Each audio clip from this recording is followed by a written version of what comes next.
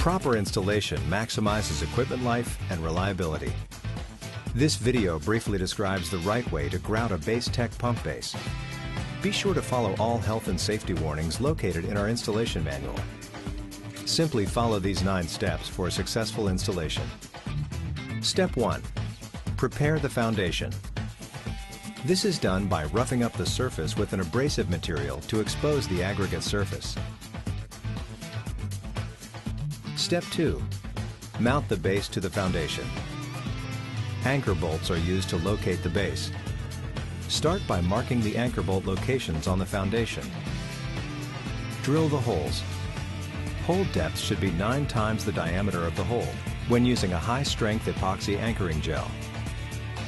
Remove any debris. Each hole should be blown out from the bottom up 3 times and brushed out twice to establish good adhesion between the anchoring gel and the concrete substrate. Then, inject epoxy into each hole. Working from the bottom up, fill about 3/4 of the way. Insert the bolts by spinning each one to the bottom. The spinning action ensures uniform coverage of the epoxy over the surface of the anchor. Once the bolts are inserted, do not disturb them until the epoxy has fully cured.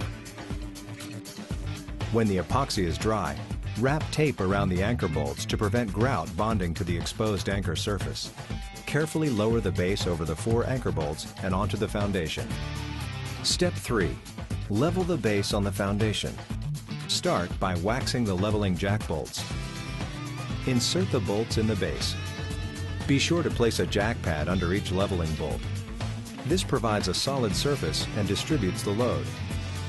Note that jack pads are round with no stress-inducing corners. Place a level on the base and adjust the leveling jack bolts until the base is level in all directions. Then, hand tighten the anchor bolts. Install required expansion or control joints per grout manufacturer's recommendations. Each piece is trimmed to fit between the form boards and put under the base. Step 4. Prepare and set the form, which is commonly constructed of wood. To prepare the form, wax the inside surfaces. It is important that paste wax be used. Attach a chamfer strip around the edge of the 2x4s to establish the proper grout height and break the sharp edge of the grout.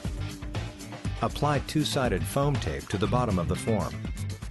This will seal the wood to uneven concrete so the grout doesn't leak out. Make sure the form is centered evenly around the base. Then, attach it to the foundation with the necessary screws. Step 5. Mix the epoxy and aggregate, then pour it in the form. Start by combining Part B into Part A per instructions. Mix for a minimum of 3 minutes with a Jiffy mixer at 300 RPM. Then, pour it into a mortar mixer and add the aggregate. Stop mixing when all aggregate powder disappears or becomes wet. Pour the epoxy on one side of the mold and it will flow to all sides. Step 6. Remove the forms and dress the edges promptly, as this is a safety issue. When the epoxy is fully cured, disassemble the forms. Start by removing the leveling jack bolts. This must be done within 24 hours of pouring the epoxy grout. Remove any screws holding the forms to the foundation and holding the forms together. Use a hammer as needed to release the wood forms. Once the wood is removed, the grout edge will be sharp. Use a brick rubbing block or grinding disc to break the sharp edge. Finish dressing the edge with a masonry grinding disc.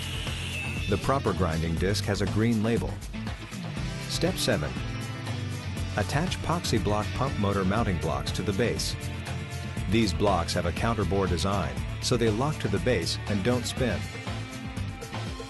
The mounting blocks are made with Zanite and maintain the proper center line between the pump and motor.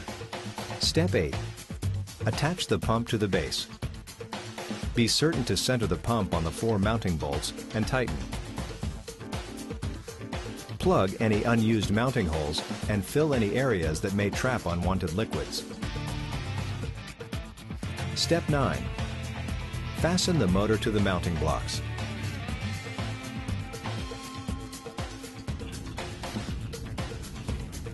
The last step is to install the coupling and perform the final alignment.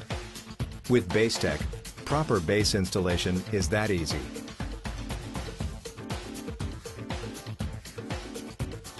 For more information, please call our 800 number or visit our website.